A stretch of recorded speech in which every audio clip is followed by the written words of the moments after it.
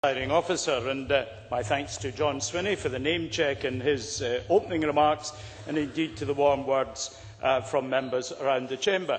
But I think the contribution of a very large number of parliamentarians is seen in the bill that we have before us today, and the parliamentarians have been informed by the widespread action and lobbying and information coming from outside. It is a complex bill. For my part, that's something which I quite enjoy engaging with, and I was told quite early in my business career that when you did a job well, the reward would be you got to do it again. So I hope, Cabinet Secretary, you don't have anything immediately in mind in that regard. We shall see. Alec Johnson congratulated the clerks. I certainly echo the congratulations to the bill team, who I think have on occasions made what can only be described as quite heroic efforts to respond to ministers, and indeed through the process of engagement that we've sought to create for this bill to members in other political parties as well, we've sought to support. I think that very much is a model for how the Parliament can work. It is very much how we as a minority government would wish to go about our business now and in the future. And we've ended up, Presiding Officer, with a very substantial area of common ground, a very substantial set of proposals to which we can all compare ourselves with satisfaction. Alec Johnson tried to compare himself with an orangutan. I've made an agreement with his wife to ensure that, at least in circumference, that does not happen. Cathy Peedy made a particular contribution by being here on her Ruby wedding anniversary. I'm only 3 weeks oh no, it is 3 weeks, 4 weeks, 5 weeks away from mine. But Gavin Brown, but Gavin Brown, I'm waiting to see if the most important delivery of the day has actually happened, because he has been on tenterhooks to see if his next child is delivered today. So we've drawn people in from all the earths, and we've created a priority for this bill, which people have respected.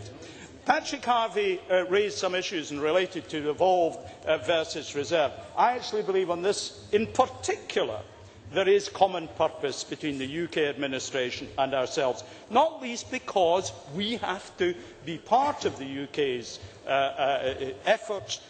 Our success is part of their success. So I think that's important. Patrick Harvey also talked about direct action.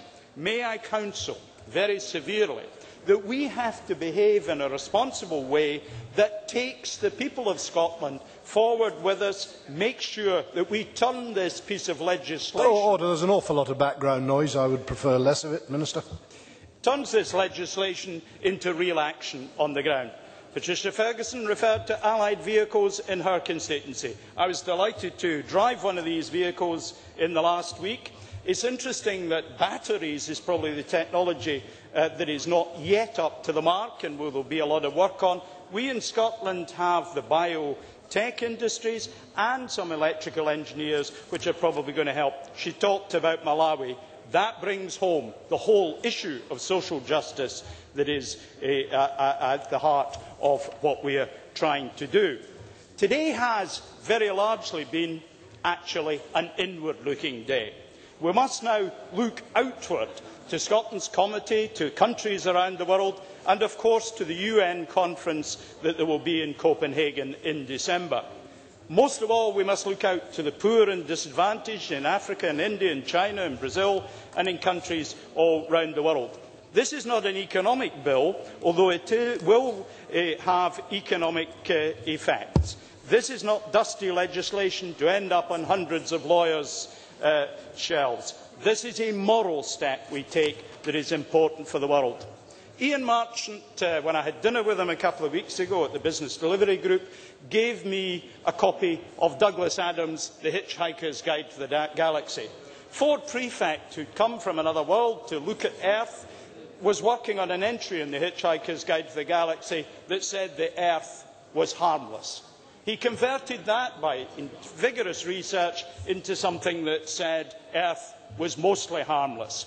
Let us, through this, turn Earth and humans' effort on Earth into something that is mostly harmless. And let us also remember that the answer to everything in the Hitchhiker's Guide to the Galaxy is the one that's relevant for today. The answer was 42.